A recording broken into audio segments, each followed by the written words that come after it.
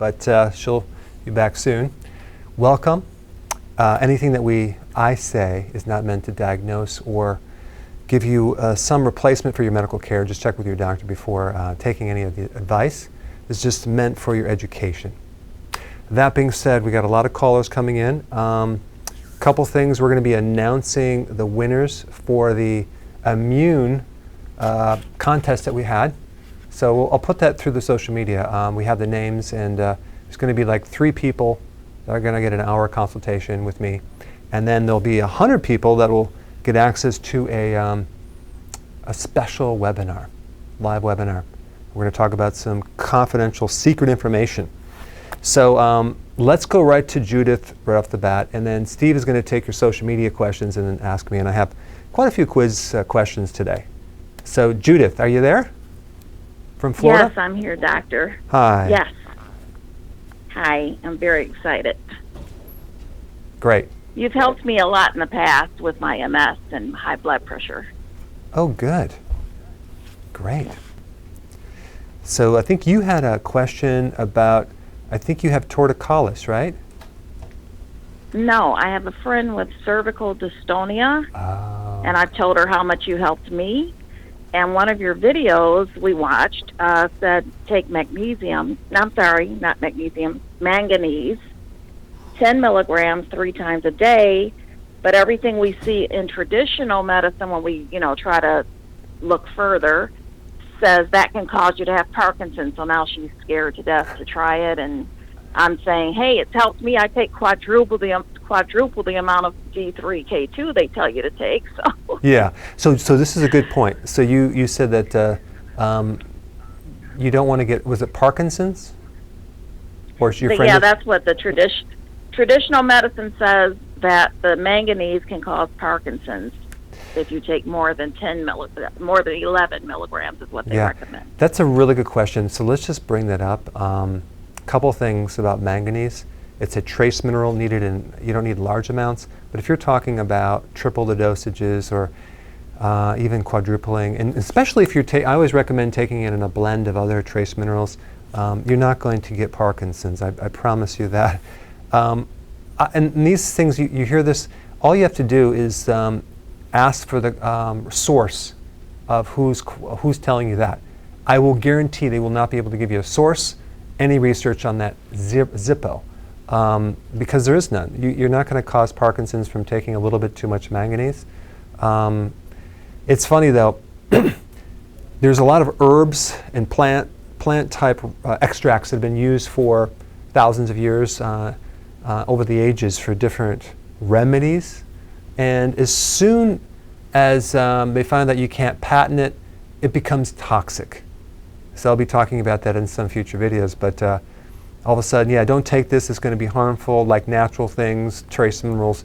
If you're also taking manganese or any of the trace minerals in a plant-based source, they have a different bond, so they're not going to be toxic, versus like if you're getting some prenatal that's very popular, I'm not going to mention any brand names, but they have inorganic or elemental minerals.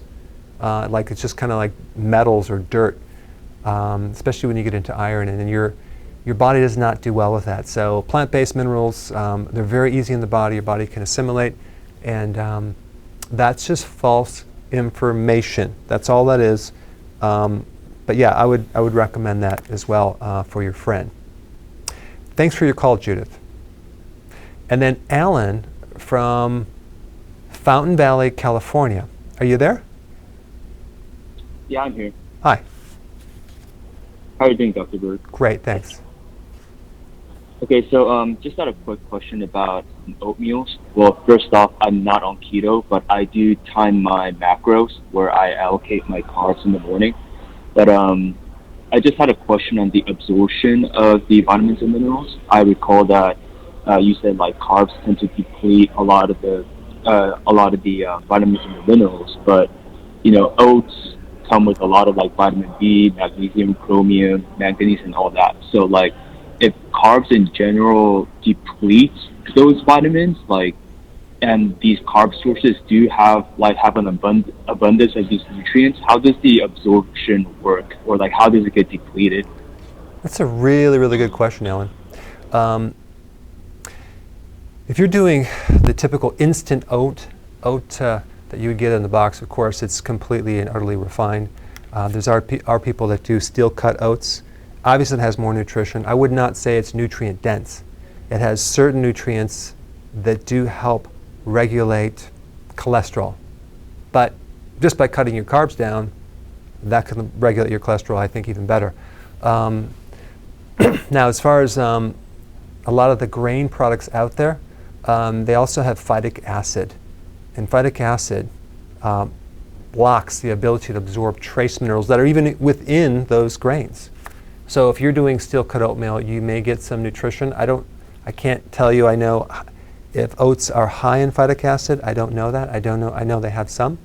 But when we're talking about grains depleting nutrition, we're talking about refined grains like definitely the refined wheat flour, because this is one of the reasons why they enrich it with vitamins, synthetic vitamins. They enrich it. Why do they enrich it? Why do they fortify it?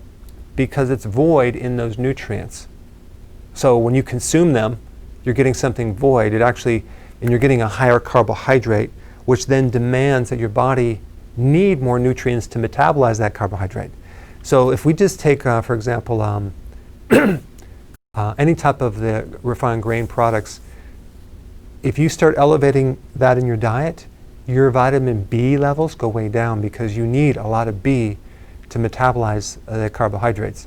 But if you're taking the whole grain, okay, and you're grinding it yourself in the morning and you make your bread, you're probably going to get more nutrition than if you ate from the store, because as soon as they grind the grain, even if it's whole grain, it still oxidizes and you lose a lot of the nutrition within about 6 days.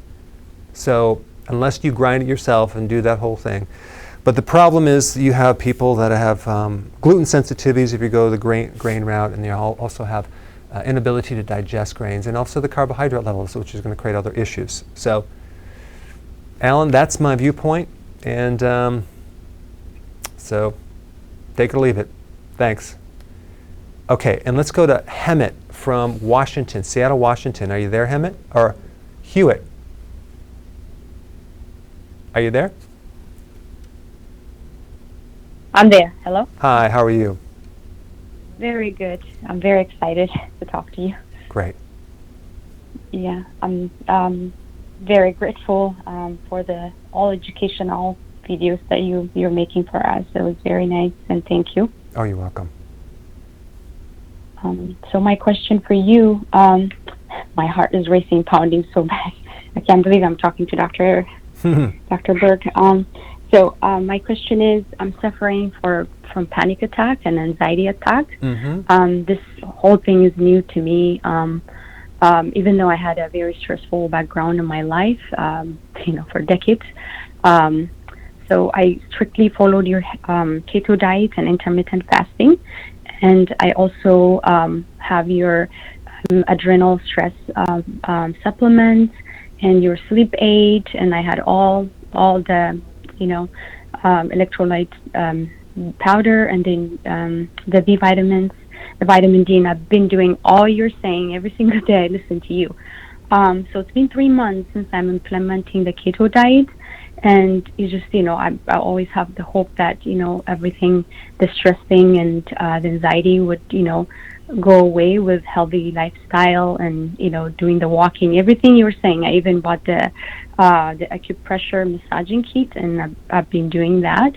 But then this panic attack and anxiety attack is coming back and forth on me, and I finally gave up, and then now I said, okay, for my doctor to start Lexapro. I am not into it, drug therapy. I believe in healthy eating habits and intermittent fasting, even though I'm a thin person. So now I'm to the point I want to ask you, because today's the first day I should be starting the Lexapro, because I got to the point, I can't take this, the anxiety and the pounding heart race. So do you think I should start the Lexapro and do the intermittent fasting and the keto diet and do your supplements? Is that safe for me, you think? Good question. Very good question. So how often do you get these panic attacks? This one is the major one. It's been 3 days. I couldn't sleep. Usually, I did my fasting blood sugars really good, at least below 87, 86, and 85. And now because of this anxiety, it's like 97 and above. And my heart is the most one is pounding, like I couldn't sleep. So is there anything that triggers it? The main start was, I watch your videos all day long. That's what I actually do. So I watched your webinar about stress and heart variability, and the one point you mentioned is like at some point I was checking my symptoms, what you were saying, like those people who would die with a heart attack have this and this symptom, and then I kind of find myself on that area. So boom, I got that panic attack, and I could not turn it off since then. It's been 3 days. So I ended up going to emergency room, and I see a therapist as well. So I do have a belief in what you do, and because it makes sense. And I tell a lot of people, and they have a lot of success with what you do, what you tell us. And I really love your supplements, and I do have a lot of hope that doing what you tell us to do, and I can get better. But it seems like my symptoms are getting worse, and so I got to the point that maybe I should try medication. So this is my viewpoint. I can't tell you not to take the medication, but I think that your stress tolerance obviously is low because it's getting triggered. You have the nutrition, but there's a lot of other things that are involved, like things that you're exposed to, especially now, the times that we're going through right now, with you have all these different triggers that can influence. So your environment is very, very important to make sure that you don't watch anything on the news or the internet that might trigger you. So if, even if certain things trigger, I would just avoid that like the plague right now. But as far as panic attacks, you may just need to give it more time as far as to take the nutrition. Definitely do intermittent fasting, because that's going to strengthen the sympathetic nervous system a lot, but it does take some time. And also, instead of taking the normal recommended dose that I have on the description with nutritional yeast, I would probably double it, and I'd be taking this through the day. Another really good nutrition that I have is my advanced adrenal formula. It's advanced stress adrenal formula, because that's a little bit different than the cortisol relief product, because it handles, gives you a nice calmness, and you can take a lot of that. It just calms the nervous system down, and there's some really key ingredients that can help you. So I suggest you give it more time, because here's the problem. As soon as you start going into taking the psych drugs, that's going to artificially kind of manipulate your serotonin receptors, and then now what happens is they downgrade over time. Now you need more and more and more and more. You just never come off those. So now you're stuck. And as soon as you come off, you have withdrawals, and then you need more medication, and then the long-term effects are not good, because they don't really solve the issue. It's a temporary patch-up, but then trying to get off of it, it's a whole issue. And sometimes they never have any plan for getting off of it. So that's that would be some things I would consider. All right? Thanks for your call. All right, Steve.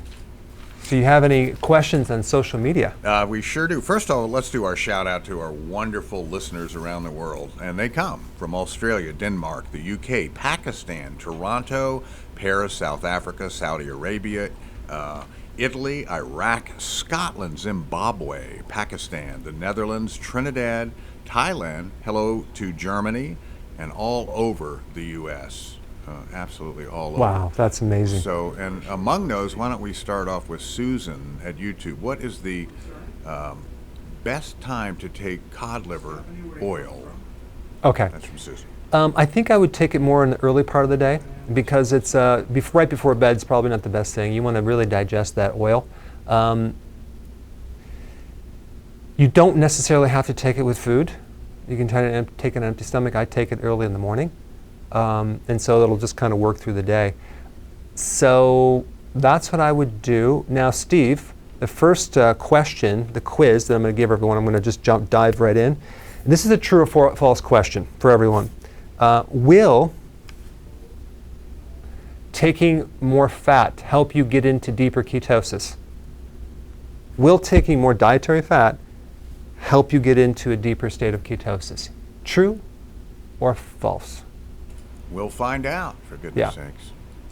I guess that's a question, probably the answer. So let's just say, let me just rephrase that because I didn't say that right. Taking more dietary fat will increase your ketosis. How is that? Is that a little bit better? Much better. True or false? Okay, absolutely. They were all scratching their heads. Now I they're know. on track. Gave them the wrong question. All right, so you get some more questions, Steve. I'm going to go right to John from New York. Hey, John. Hey, Dr. Berg, how are you? Great. Thanks. Thanks for taking my call. I'm calling in regards to apple cider vinegar. So within the last month or so, I've been trying to do keto, and I find that every time I have apple cider vinegar, if I put it on a salad or something, within a couple hours, I'm ravenously hungry. It almost like exacerbates food cravings for me. Initially, there'll be, a kind of appetite suppressant effect, but it's very short-lived, and ultimately it's making me eat more, and it's making me crave carbs, and I've narrowed it down to apple cider vinegar. So I'm wondering what you could tell me about maybe why that's happening or what I can do to stop that. Yeah, good question. I think you probably want to hold off on taking that simply because it's apple cider vinegar has a big effect on lowering blood sugars. So, in your case, it could be lowering it a little bit too much. All of a sudden, you're going to get hungry. So you may not need it. It's not for every single person. So I would just not take it. Now, if you're taking it for digestive help, you can switch to something called betaine hydrochloride. But I probably would just hold off on not taking it. I do hear that comment occasionally, not often. So for certain people, it just will drop their blood sugars, which sometimes is a good thing. Sometimes it might create more hunger. I think over time, when you start doing more keto and IF, your blood sugars and your insulin resistance will stabilize to the point where you can take it. But right now, I just hold off. Thanks, John. All right, Steve. Okay, how about one more phone call, if you would, as we tabulate the scores? All right, good. So, Victor, you're from Arizona. You're calling in. You had a question. Another question related to apple cider vinegar. Go ahead. Yes, I just want to say I appreciate your work and effort to educate us people that watch you and just, wanting to learn more about health. And my question is, I watched one of your videos about the intermittent fasting, so I've been doing that. And I'm taking apple cider vinegar. I had seen a long time ago somewhere where they said they put honey in it, or even on Bragg's bottle, they say, put honey. So I've been doing like 2 teaspoons of honey and 2 teaspoons of lemon juice and 3 teaspoons of apple cider vinegar 2 to 3 times a day. So I was just wanting to know if that messes up my fast with the honey. Very good question, and that's absolutely 100% yes, it will mess you up. It's not needed. I think the main reason is to take it to help the taste, but you could add a couple drops of stevia, different flavors. That will just take care of it. That's one thing that I do, just to take the acidic biting flavor out of the apple cider vinegar. But that is going to mess up your insulin, your fasting, because honey is, you have fructose in there, you have glucose, and I would avoid it because it's going to raise your blood sugars, and now you're not going to get the benefits of fasting. All right, thanks, Victor. All right, Steve, did you get something tabulated? Sure did. Stand by here. And, stand by. For goodness sakes, it's 90% say that it's false. So okay. 10% say it's true. So you are correct, everyone. Most people are correct. So yeah, it's totally false. Adding more fat does not get you into ketosis deeper. What gets you into Steve, what gets you into ketosis deeper? What do you do? On the pressure now. So, what you do is you, cut down on your carbs. Yes. You cut down on your carbs. Yes, Steve, you got it right. Thank you, sir. So yeah, you cut down the carbs. It's all about the carbs. It's not about the fat. Now, you could also maybe have moderate amount of protein, because if you're doing a lot of protein, low fat, that's like whey protein, that could actually raise your insulin. So as long as you have a moderate protein and lower carb, that is what puts you into ketosis. I'm still glowing from being right. Hey, that's awesome. Steve, I should probably just roll right into another quiz because I have so many. So, you know what? This one is not a quiz. It's just something I want to talk about. You know, I'm going to turn this in because it's going to be hard to turn this into a quiz. You know, I've talked about you don't want to eat unless you're hungry, and that's a good rule to follow. But there's some additional things to add to that point. The worst thing you do is eat when you're not hungry. Okay, we know that. So, but let's say, for example, you lost your appetite, and you're going along, but you're fatigued, you're weak, and you're irritable.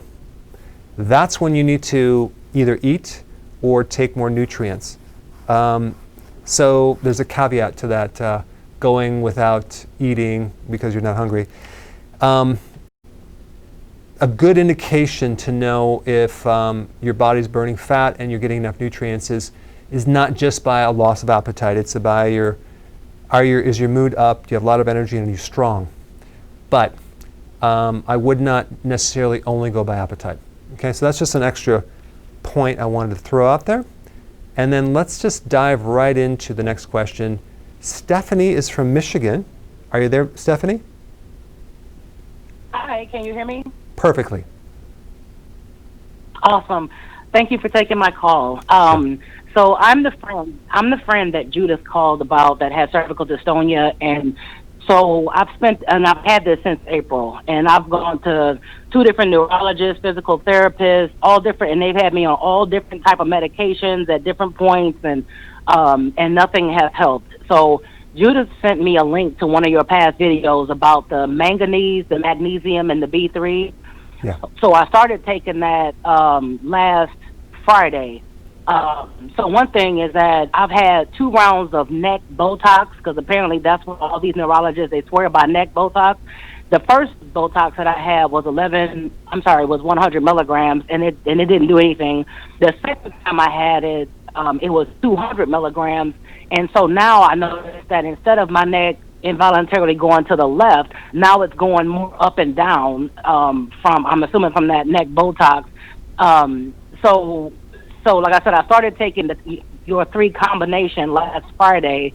So I'm wondering, like, how long should I continue taking this? And I also, so just to also mention, not only am I taking those 3 combinations, but I also take like emergency every day, and I take a multivitamin. So I don't know if I should stop taking everything and just take the 3 that you told me, or if it's okay that I take it with my daily vitamin supplement. Mm-hmm. I think there's something even more important that I would jump right into, Stephanie, is because a lot of times these remedies, there's a lot of different remedies you can throw at it. And I, in practice, been in practice 29 years, we would recommend all these remedies, and sometimes you get good results, sometimes you wouldn't. So there's a lot of things you can recommend. In fact, I think like a lot of vitamin B1 could also help you with that condition. However, because your muscles and the nerve that connects to the muscles are obviously not cooperating, there's something deeper than just a remedy.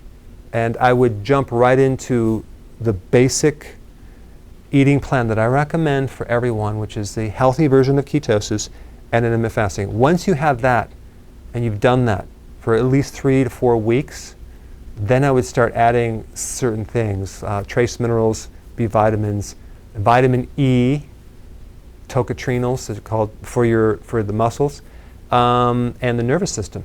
So that's what I would do. But the key is, the most important is get your eating corrected, because there's something not right about the physiology for your muscles to do that. And I would get the basics in first. You'd be shocked to find out how many problems clear up just by getting your eating corrected. So do that for at least 3 weeks, and then I want you to call me and see if you still have that problem. And and there's just a lot of other things we could do, but I would not, I would prefer to go to the basics. Thank you, Stephanie. All right, Steve? Okay, well, I can tell you, if I were on Facebook, I'd be absolutely furious because we haven't taken a question from them. Steve, so come let's on. do it. I know. And so Monique, all the way in the Netherlands, wants to know if herbal tea will break a fast. No, none of the teas will break a fast unless it's sweetened tea, which that's something in addition. Steve, I have another quiz we want to put out there. Okay, what absolutely is the best vitamin for stabilizing your emotions? What's the best vitamin for stabilizing your emotion? I bet I know, but we'll wait and see. See what the audience Let's just says. wait and see. Okay. This vitamin, it's a very specific vitamin, will help to stabilize that emotional instability. Okay, so let's see what you guys have to say about that. You may know friends or family or neighbors or children that need to do this, and this is more from a nutritional angle. So let's see what you have to say. All right, so Kat from California is on the line. Are you there? Hi, Dr. Berg. Hi. Yes, sir, I'm here. Great. How are you? Great. Good. My question to you is, both my husband and I take your advanced immune support dietary supplement. Will one capsule take care of all the zinc, vitamin C, vitamin D3 that we need on a daily basis now with this pandemic, or should we be taking more than that one? I think just one a day is fine for a maintenance. But let's say, for example, you're starting to feel run down, or you're going to fly somewhere or whatever, and you want to beef it up. I would just go up to 3. Now, and then if you actually have, so it's kind of like you give more protection. Then let's say, for example, you get an infection, then go up to 6 a day. So that's what I would recommend if I were you. It has a lot of stuff in it, some pretty strategic combinations of things in there. How about children's? For children, is it recommended to give them some of your immune system support? I think the best thing, if the child is smaller, where you're having a hard time giving the child something, my chewable vitamin C is the best because it has it tastes great, and there's like high quality food-based vitamin C complexes in there, and like just one will give them 100 milligrams of vitamin C, which is great. It'll help protect them. But if they can actually, zinc and if they can add them? some things, I would definitely do the trace minerals, because that's spiked with some really good zinc in there. So the trace mineral, give them one of the trace mineral and give them that. And then also if you can do either sun or the vitamin D, that would be even better if they could do it. I am working on coming out with a liquid vitamin D and zinc, just simply because for children you want to be able to get them that, and sometimes they don't want to consume it, and that has been a challenge, especially like kids that I would want to recommend cod liver oil. Have you ever tried to give your child cod liver oil? Cod liver oil? Oh, cod liver oil. No. It's difficult. It's very difficult. So I'm sure. We're trying to come up with a gummy bear without sugar. The problem is the gummy bears, you have to sweeten it with sugar alcohol. So if that child takes more than 2 or 3, which they probably will demand, then they get, it's like a laxative effect. So we're trying to work out these little issues because the importance of omega-3 for children and young infants is vital. Okay. Yep. Very good. Okay. I appreciate your call. Thank you so Sure, much. my pleasure. Thanks for calling. Okay. Bye-bye. Bye. All right, Steve. All right. Well, I tell you what, I'm going to do a little mime, I think you call it here. So I wonder what could it be? What could it be? All right. Vitamin B. Now, some people, which I'm taking with a nutritional yeast, I just gobble them all day. Shameless plug.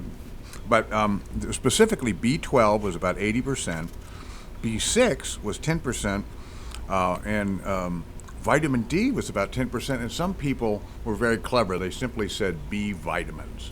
Okay, so the answer is specifically B1. B1, but you're going to get it in nutritional yeast or in the B complex. But B1 It has a specific effect of helping stabilizing emotional instability, as well as delirium, which is kind of a confused state. It's kind of emotional and unstable. I guess a good analogy would be like if someone, an alcoholic, was having withdrawals, then they would seriously need the B1, because that B1 will just calm them right down. So B1 is really good for stress, anxiety, depression, irritability. So it's good for different emotional states. Irritable, which could be like an angry child, depressed, and anxiety. Right there.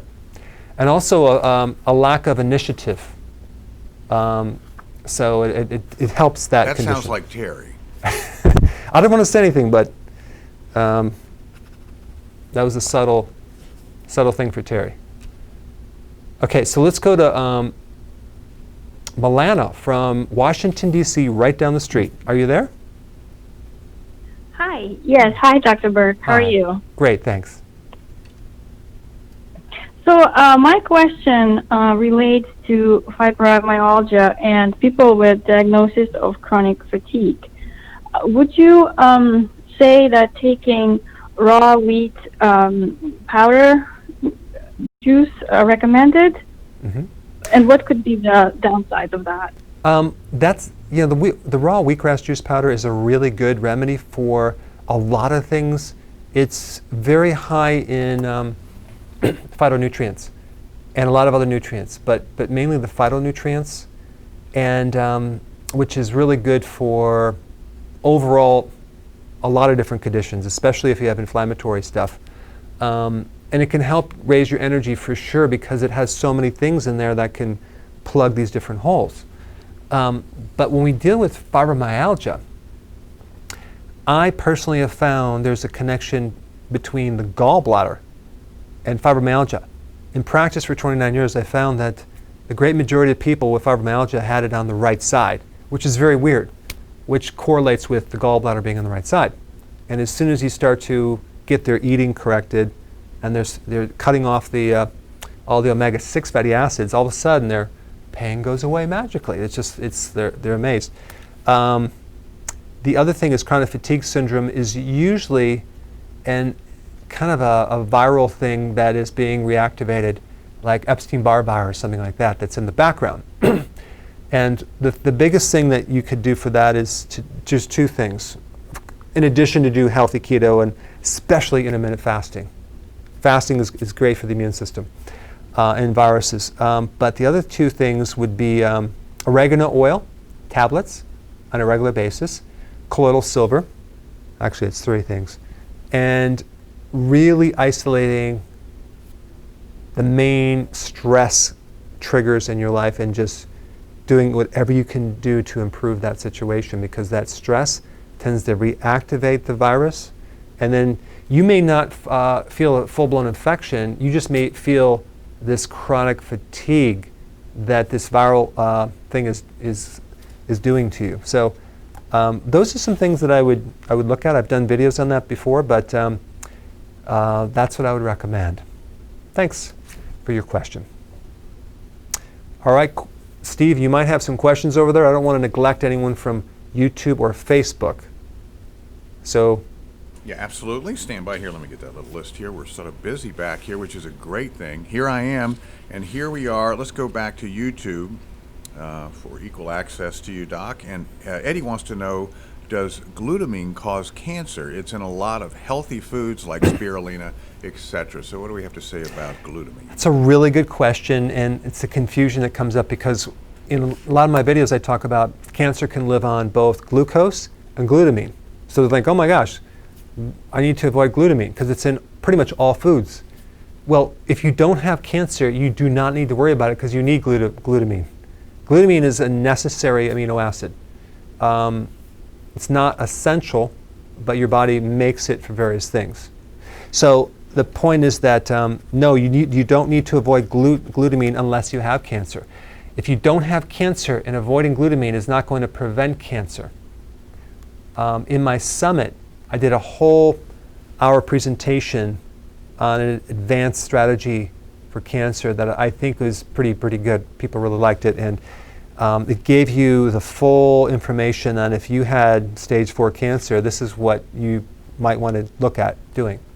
If I had stage 4 cancer, I would do those things that I mentioned in the webinar, in the summit. If you haven't been to the summit, you can actually, it may be on the website now as far as access to it, but you need to check that out. But there's nothing worse than finding out you have cancer and like, oh my gosh, what am I going to do? So if you have the information and you can, it's kind of like learning karate, and then you're like, someone wants to fight you, you already know what to do, versus like, I don't know what to do. That's right. So Eddie, you can relax, pal. You can relax. Yeah. You have anything else for me? Sure, stand by here. So let's go back to Facebook, our friends on Facebook. And Fazia, I hope I'm saying the name right. Is it safe to take cod liver oil with calcium, magnesium, and zinc all together? Yeah. You can mix cod liver oil with any nutrients. It's not going to be a problem at all.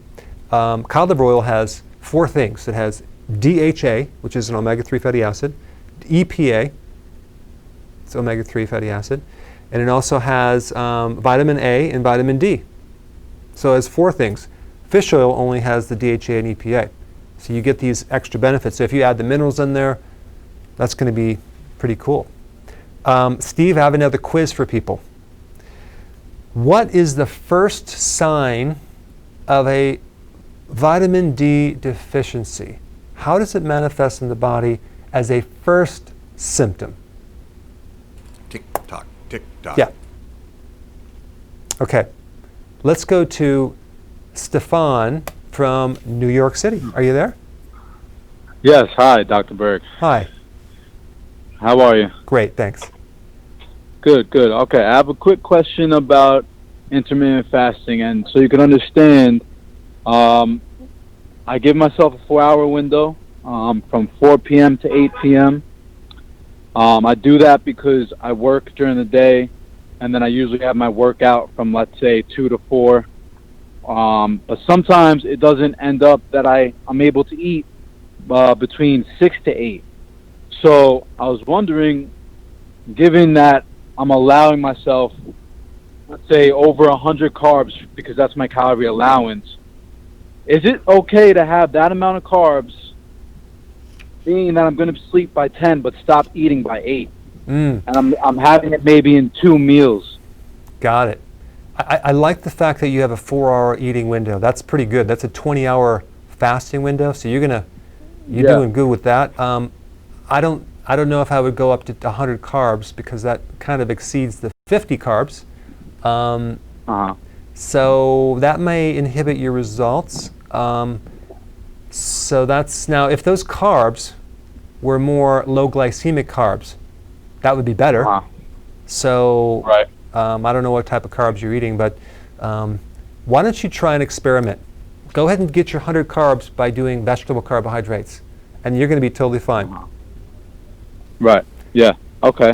And stay away from the starches and the sugars and the other things. Yeah, because I think you'll see. I want you to prove it to yourself. I want you to do this to see it, because so many people are having a hard time keeping those carbs consistently low, and I want them just to do it, just to feel for themselves, to see for themselves, like, wow, this is huge. Because you sneak the carbs in there, what happens the next day? You want more carbs, and it's like you're in this little thing where.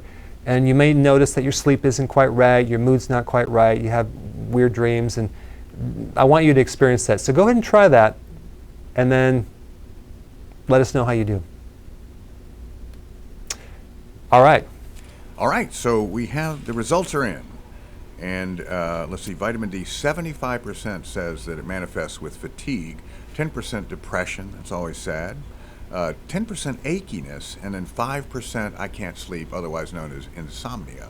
Now those are all symptoms of vitamin D deficiency, but the big one is the lumbar, low back achiness, low back inflammation and pain.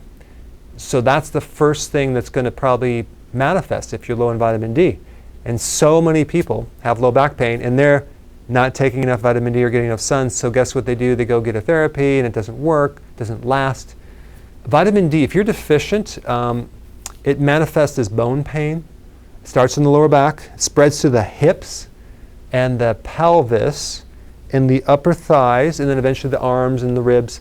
But if you have low back pain, and this is a good indication to know that you need it, Steve, if you were to squat down or sit on the floor and then get up, and see how easy you can get up, or even sit in a chair and get up. Do you have difficulty getting up from a seated position or even on the floor? Just take some vitamin D, take like 40,000 IUs, wait for an hour, and then stand up. You'll be able to stand up a lot better. Now, some people, if they're really deficient, they might have to wait like a whole day, because sometimes it takes a while to kick in, but they will notice over the next couple days, like, wow, I'm getting up easier. And also, if you're deficient in vitamin D, your gait will be kind of a waddle back and forth. So if you have tight hips, tight muscles, lack of tone, the muscles are compensating, in the lower back, more vitamin D, 40,000 IUs. Wow, and then also, of course, unfortunately, Alaska seems to be one of the suicide capitals of the world, and there's almost no sun up there. So vitamin D, that must play some kind of a significant role, would you say, doctor? Well, yes, but typically in those areas of the world, like Eskimos, they would have more fish, right? Fatty fish, which is loaded with the vitamin D. So if you're not doing fish and you live in Alaska, then you're in trouble, unless you take vitamin D. So you can get a good amount of, if you take especially the cod liver oil. But again, vitamin D is an important thing, and I'm doing a whole course on that just because it can really help people, and it's such a simple thing. And Steve, it's very, very expensive though to take vitamin D, because you're standing out in the sun. It's free. All right, so Susie is on the line from Pennsylvania. Hi, Susie. Hi, doctor. How are you? Great, thanks. I want to first thank you very much for a wonderful product. I have bought 15 different one of them. Wow. The ones that I have used already, they're just fabulous. Oh, so thanks. thank you so much for all your work. I appreciate that. A couple of issues I have, doctor, but the main one and the major one is, in 2001, I had a gastric bypass surgery where they make the stomach very small and bypass the intestine. Constantly iron very low, so every year or 2 years I get iron IV that fixes the issue. Little bit low on zinc, biotin, things like that. Now, my major issue is vitamin D. It's been on the low side for over 10 years. With each blood work, it's about 13 and 15, never higher. Although I take 3 times a week a pill that it's 50,000 units, 3 times a week, and it's just not going higher than 13 or 15 with each blood work, which is every 3 to 6 months. I am severely depressed. The lower back pain you just talked about, severe, horrible aching. I have taken so many Motrins, Tylenol. It's been days that I can't get up, actually, from the muscle and pain, to the point, and I've been in numerous doctors, even a bariatric surgeon, and they just simply keep increasing and playing with the dose of the 50,000 unit vitamin D. I bought recently your cod liver oil. I've been taking that, still taking the Risdol, which is the 50,000 unit vitamin D. I just started on the cod liver oil because I got it about a week ago. Not a lot of sunshine where I live. My main problem is, why is my body almost absorbing everything well except this particular vitamin? Yeah. Why I am not absorbing that? I have just a quick question. Please. You by chance didn't get my vitamin D3, did you?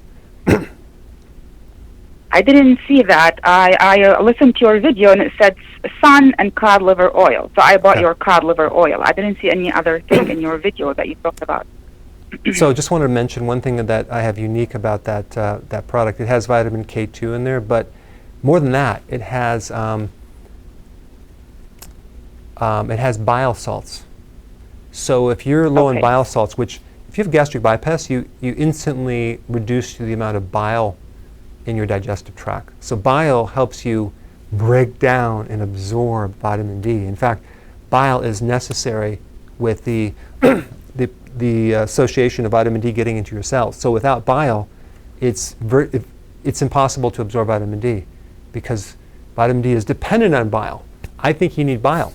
So that you could probably take 50,000 IUs of mine and just because it comes with the bile salt. Or you could just keep taking yours and get some bile salts, purified bile salts, and then take that.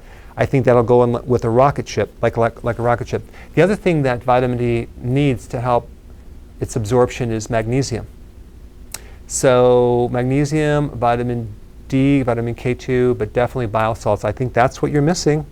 And you can also take that on an empty stomach, not with food. So that way you have the bile and the vitamin D going directly in and not competing with helping your digestion. That's what I would do, and I think that may work for you. Okay? Thanks for your call. Steve. Yes, sir. Okay, so next quiz. Question. Okay. Out of all the things you can do for adrenal fatigue, what would be the most important thing to do for adrenal fatigue? Since some of these people are mentioning that symptom. Well, they certainly are. Okay, so that's our quiz. Should we go to some questions? Yes, can we? All right, let's do that. So let's go back to YouTube. And Millie wants to know, from Facebook, excuse me. Millie from Facebook wants to know the best way to reverse skin aging on specifically her arms. Yeah, the absolute best way is to do fasting. Periodic, prolonged fasting, maybe 72 hours one time, and then wait 2 weeks, do another one, but then regular intermittent fasting. That's going to be the most important thing. The second thing to do is to take a good, high-quality, absorbable silicone product. They have some liquid you can take, but that's really good for the skin, the collagen, and that will help the aging of the skin. So that's what I would do, but definitely fasting is the key. And also you're taking a lot of cruciferous vegetables which provide the antioxidants for the aging process too, to keep your body, the inside of the body, healthy, so then the outside looks younger and younger. But fasting is the most important thing. Okay, why don't we address something on YouTube from, and I don't believe his name is Crack, but we'll go with that. And Crack wants to know the best way to break a fast. You want to crack the fast and break it fast. Okay, so I think I would, it depends how long you go. If you're actually going like a regular intermittent fasting type thing where you're just fasting for even just like, I don't know, 20 hours or even 48 hours or less, then you can just go right to your regular meal with keto, healthy keto, not some unhealthy keto version. But if you're doing, let's say, a longer fast, 3 days, 4 days, a week, 40 days, right? You don't want to break it with a big meal. You want to go slowly because there's some issues with eating too much food. Your body's not ready for it. It could create some deficiencies. So you might want to break it with maybe a little bit of fermented sauerkraut or something like that, or maybe like a half an egg, wait a little bit, have a little bit of vegetable, wait a little bit, have a little bit more. So spread it out over a period of time so you can ease into it. But the best way to break a fast is with a healthy keto. It's on all the videos I talk about. It's in my book. But high quality, nutrient dense, keto friendly foods. All right, Steve. Yes, sir. Do you have the most important thing to do for adrenal fatigue yet? No, not quite yet. So let's hit the phones. Okay. All right. So we want to go to Fartun from Missouri is on the line. Are you there? Yes. How are you doing, Dr. Berg? Great, thanks. Okay, I have a question. Yeah. I have a teenager girl, and when she gets her period or cycle, she gets very sick and migraine headache and cramps. Okay, so menstrual cramps? Yes. Okay. One of the most important things for that is to get her off dairy. Is she doing any dairy products? Yeah. that would probably help because of all the different hormonal aspects that dairy will do to your body, especially for females and the reproductive organs. So, of course, I would assume, I'm just assuming here, she's doing a lower carbohydrate diet. If she's not, that's going to help.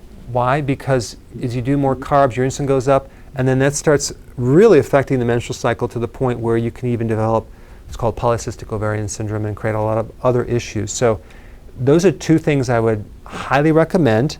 There's some other things too. If she were to consume these things called cruciferous vegetables, find one that she likes, that will help her estrogen levels as well. If a female has heavy cramps, normally a high quality calcium supplement will help, but the problem is, like, if you do it from dairy, it won't help. So if you did like a calcium magnesium product, that will help cramps, but mainly it's going to be regulating the estrogen. If there's heavy bleeding, foods high in vitamin K1 are going to help, and that would be the leafy greens. So I think what you're going to find, though, ultimately, is if you get her on the healthy keto and cut down the snacking, that will ultimately make her cycle so nice and smooth that then she'll be happy, plus help her with a lot of other things.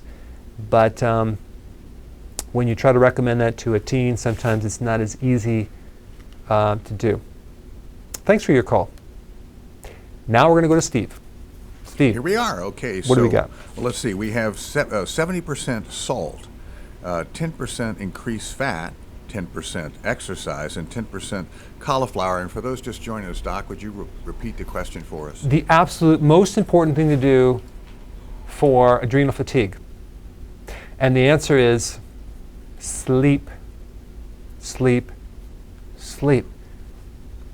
Well, I'm a champion at that, I can tell you that. You literally cannot fix adrenal fatigue without proper sleep. 100% of people with adrenal fatigue have sleeping problems. Sleep is about the resetting, the recharging of the adrenal glands, and it's going to reduce stress too. So there's a couple of tips for sleep. One would be to make sure you do long walks every day.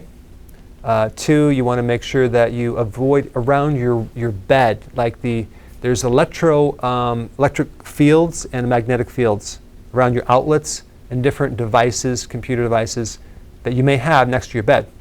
I've already tested the head of my bedboard and the electrical in the wall.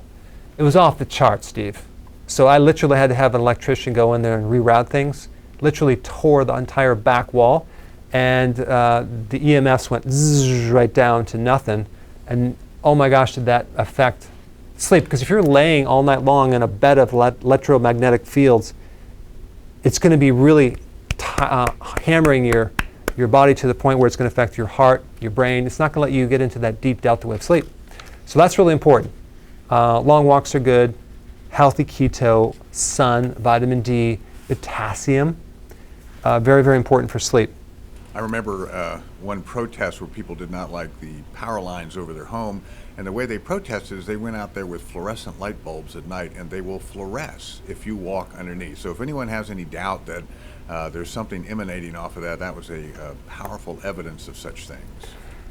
There's some great tests that you can do, but this thing right here is the culprit. If you're touching your head, do not do that. Keep it away from your head. I like to keep it out here with the speaker on, but especially if you have the Wi-Fi stuck in your ear, it's just driving electromagnetic fields into your brain. Not good. Okay, Steve, I do have a couple other questions, but I'm going to go to Melissa. Are you there, Melissa? Yeah, I'm here. Hi. Nice to talk to you, Dr. Berg. Great. My question is, I've done keto in the past, and I usually can't sustain it because what happens is when I get into it, I start having right flank pain, and I don't have any history of kidney stones, and my renal functions are normal. And I actually have your electrolyte powder, and I take that, and I don't have a problem with that. So I really want to get back into keto, but I want to avoid that side effect. Yeah, I think I have a solution for you.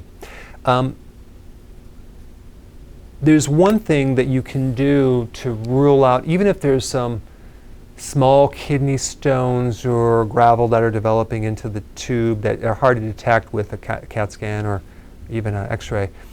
And that would just be to make sure you're drinking at least 2.5 liters of fluid per day. Okay, so let's say, for example, you're doing that and the pain goes away, then we know there's some small amount of sand or something that could be interfering with that. But here's another thing that you want to look at. It's either going to be something like that, or it's going to be a problem with your gallbladder. The gallbladder will produce very similar symptoms in the kidney stone on the right side, especially if it's on the right side.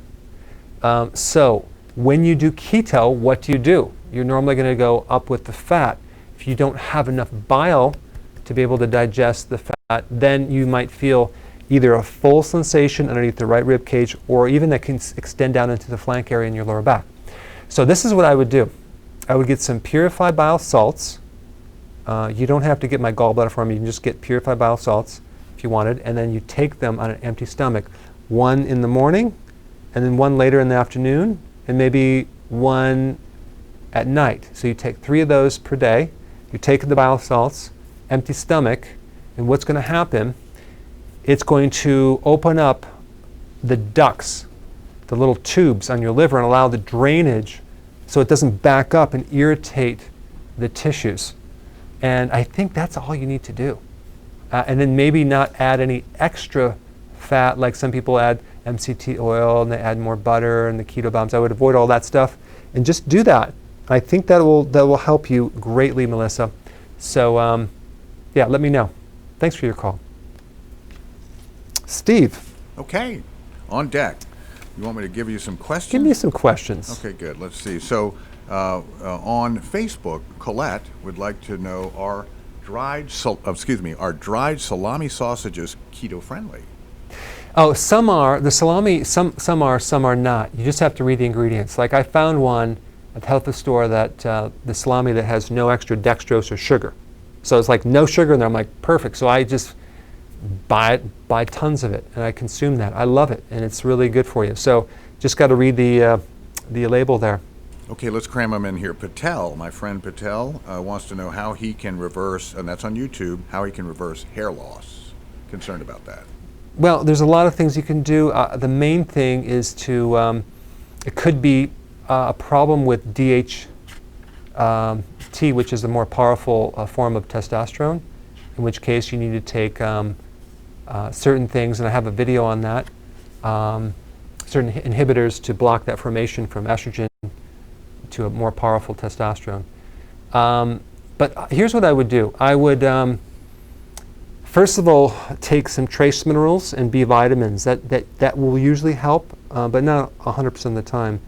And the other thing that you can do is take more tocotrienols, vitamin E. That also helps the hair as well.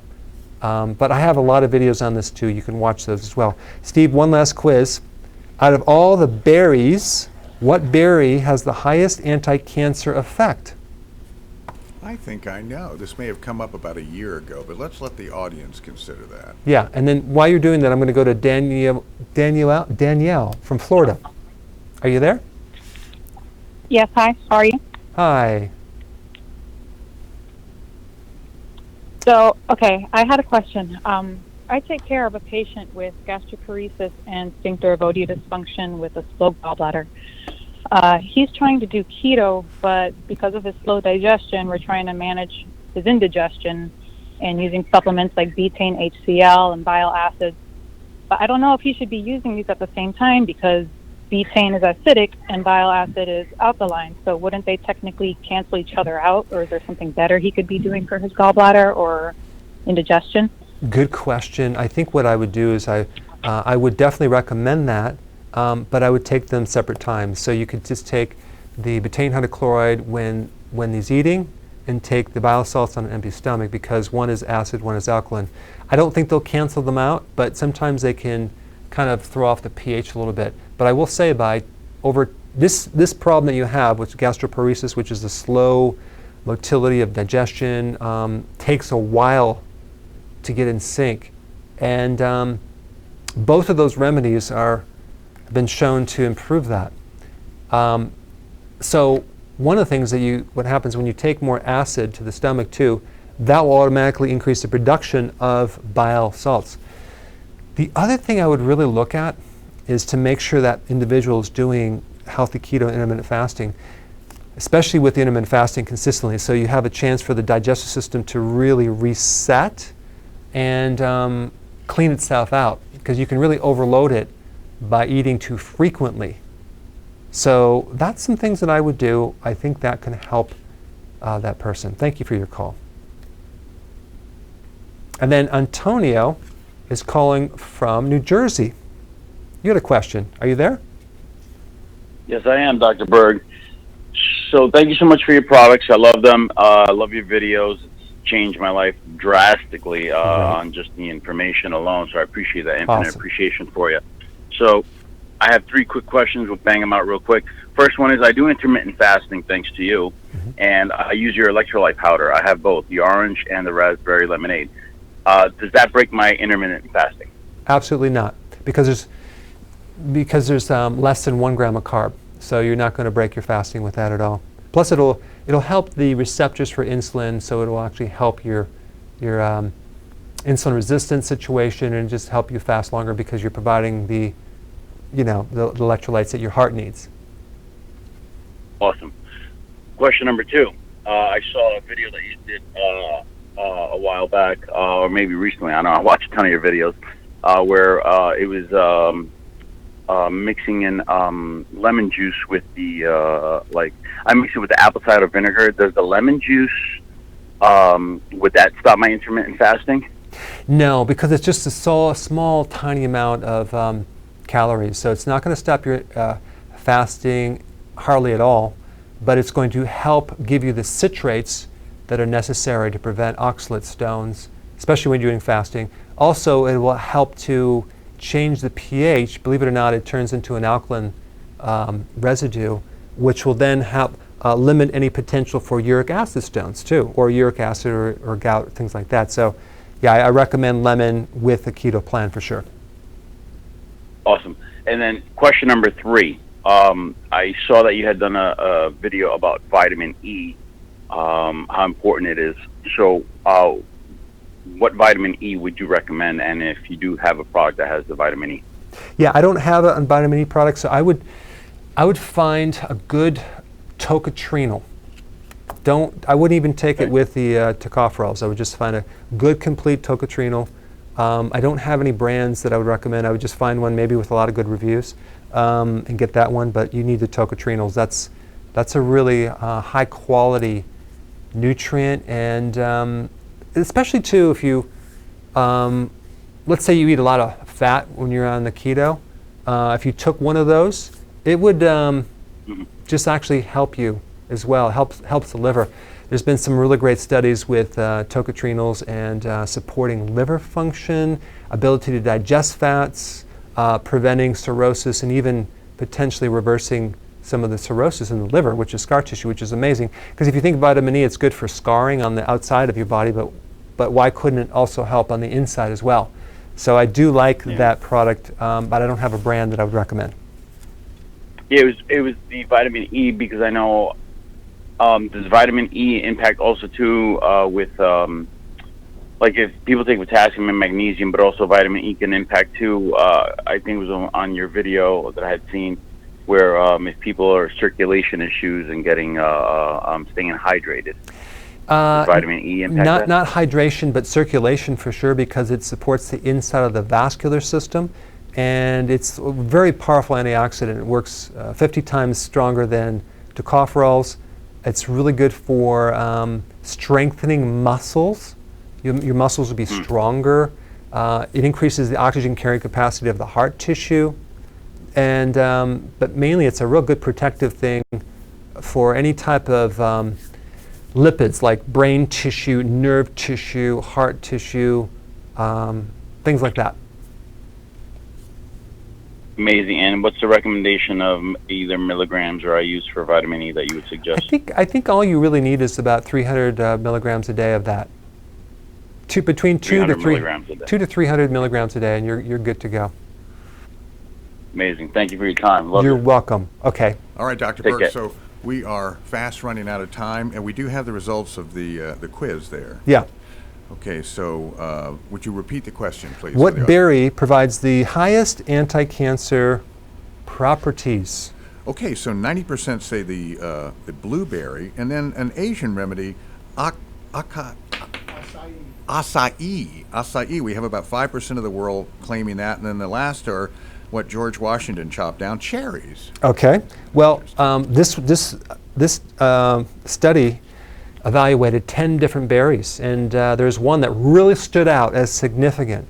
Had one of the highest antioxidants, is bilberry, which is has some effects on the vision, but it has some serious amount of antioxidant for things like human leukemia cells, colon carcinoma cells in humans.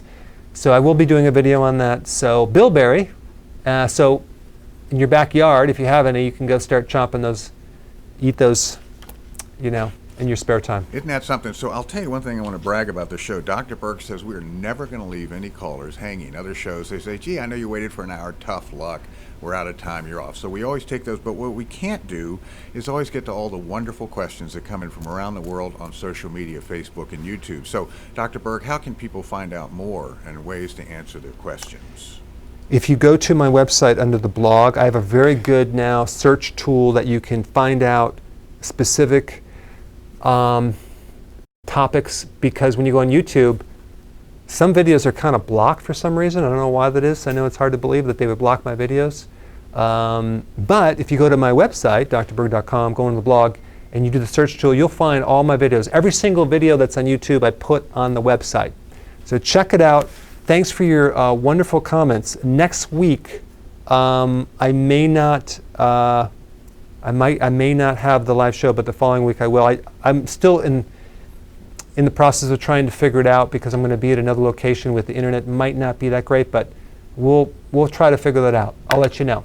Thank you guys, and I will have a wonderful weekend.